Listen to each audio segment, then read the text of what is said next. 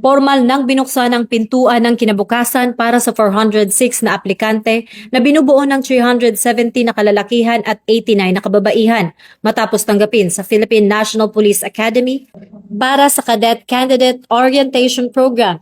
Nito lamang Martes, ika-28 ng Abril sa Camp General Mariano Castañeda. Ang mga miyembro ng Class 2030 ay sasailalim sa isang mahigpit at makabuluhang pagsasanay na idinisenyo upang hubugin ang kanilang disiplina, karakter at pisikal na kakayahan bilang paghahanda sa pagiging susunod na henerasyon ng mga tagapagtanggol ng bayan.